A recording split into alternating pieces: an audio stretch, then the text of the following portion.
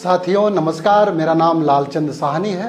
I am insurance adviser from LIC। नमस्कार साथियों, आज मैं चर्चा करने जा रहा हूं, क्या आपके पास हेल्थ पॉलिसी है और आपने बीमार हुए और आपका जो क्लेम जो है कैशलेस पास नहीं हुआ।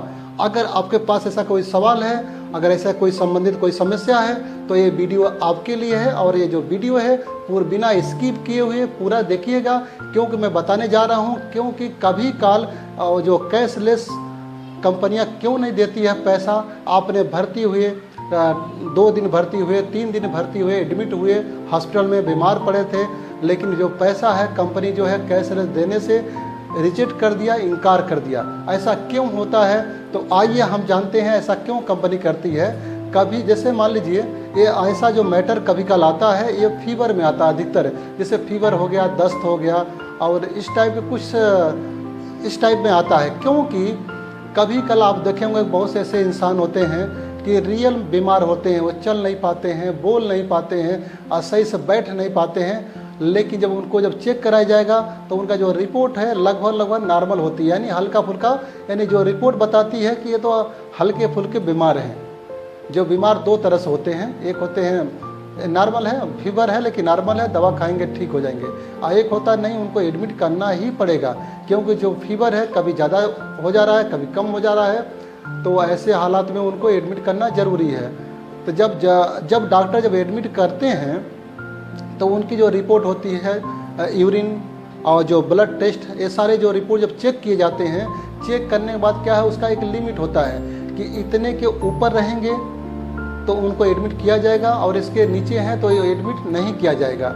तो कभी लेकिन क्या होता है, कभी कभी रिपोर्ट में क्या है, नॉर्मल दिखता है, यानी ये जो आदमी है ज़्यादा सीरियस नहीं है, इनको दवा दे करके घर भेजा जा सकता है, ऐसा रिपोर्ट बताती है। लेकिन रियल जब सामने जो पेशेंट को जब देखिए तो वो तो बहुत ज़्यादा गंभीर बीमार है, अब पेपर में बीमार नहीं रहता है। तो ऐसे में क्या होता है, मान लीजिए अगर आप 2 दिन 3 दिन भर्ती रहे, एडमिट रहे हॉस्पिटल में, और जब डिस्चार्ज होते हैं तो कंपनी क्या करती है, आपको कैशलेस देने से इनकार करती है। ऐसा जल्दी होता नहीं है, कभी कभी कोई केस में आता है। मेरे भी केस में ऐसा 1-2 लोग को आया था तो मैंने पैसा दिला दिया, लेकिन वो जो अनुभव है वही अनुभव मैं आपके साथ मैं शेयर कर रहा हूँ, क्योंकि ये जो है अगर आपके पास हेल्थ पॉलिसी है तो घबराने की आवश्यकता नहीं है।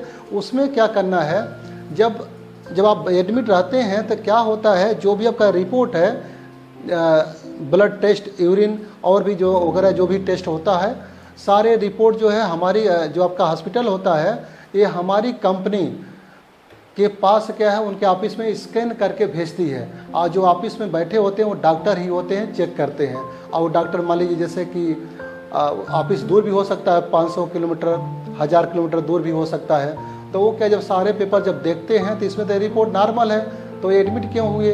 तो ऐसे हालात में क्या होता है, कंपनी जो है कैशलेस होता है उससे देने से इनकार कर देती है, और उसके बाद अब लोग घबरा जाते हैं, भैया मैं तो इंश्योरेंस कराया था लेकिन कंपनी पैसा नहीं दिया, ये तो अच्छा काम नहीं कर रही है, तो अच्छा कंपनी नहीं है, ऐसा वगैरह वगैरह लोग कहते हैं। लेकिन मैं कहना चाहूँगा उसमें क्या है, जो 1000 किलोमीटर दूर जो बैठा है, जो स्कैन मात्र देखा है, चेक किया है, तो रिपोर्ट जब नॉर्मल है तो एडमिट क्यों हुए। तो इसमें क्या है कि अब क्या होगा, चिंता करने का बात नहीं है। हाँ, आपको दिक्कत ये होगा कि उस समय जो पैसा है आपको पे करना पड़ेगा, और जितना बिल बनता है, और नेटवर्क हॉस्पिटल है तो उसमें क्या करेंगे, वो जो भी नेटवर्क हॉस्पिटल होता है वो उस इंश्योरेंस का एक ऑफिस होता है उसी हॉस्पिटल में। अब पता करेंगे रिसेप्शन पे तो लोग बताएंगे किधर उसका ऑफिस है, उसी हॉस्पिटल के अंदर में ऑफिस होता है। तो जब उनसे पूछेंगे तो बताएंगे, और ऑफिस आप जब डायरेक्ट जाइए, और जाने के बाद उनसे कहिए भैया मेरा जो कैशलेस पास नहीं हुआ, कंपनी ने पैसा भी तत्काल नहीं दिया, तो मेरे सारे बिल कलेक्ट करके मेरे को दो। तो वो क्या है, सारा बिल कलेक्ट करके आपको सही करके, जो भी पेपर कम ज़्यादा रहेगा उसको करेक्ट करके आपको दे देगा।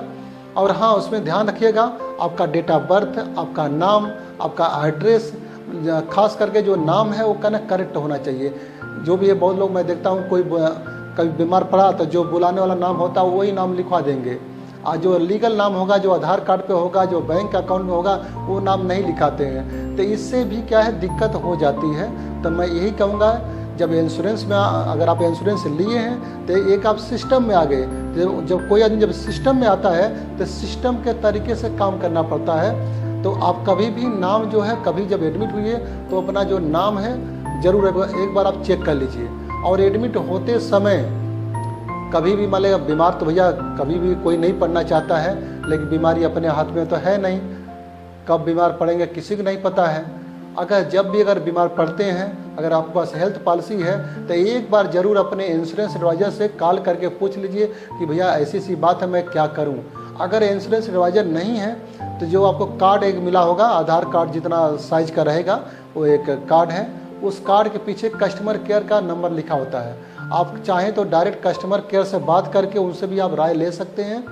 और उसके बाद क्या है, जो अभी जो मैं चर्चा कर रहा था कि सारा बिल कलेक्ट करके अपने इंश्योरेंस एडवाइज़र को दे दीजिए, वो आपका पैसा दिलवा देंगे। अगर इंश्योरेंस एडवाइज़र नहीं है तो अपने जो नियर ब्रांच से जहाँ से पॉलिसी लिए थे वहाँ ब्रांच में जा करके आप वहाँ पर सबमिट करिए, और जो पैसा है विथ इन 10 डेज 2 वीक के अंदर में पैसा आपके खाते में पहुँच जाएगा। तो और कोई दिक्कत नहीं होगा, और ऐसा जल्दी होता नहीं। अगर ऐसा होता है तो घबराने की आवश्यकता नहीं है। और भी कोई जानकारी चाहिए, अगर आप चाहते हैं कि इस टाइप का मैं वीडियो और भी आगे बनाऊं इस पर, तो मेरे इसमें कमेंट बॉक्स में ज़रूर कमेंट करिए।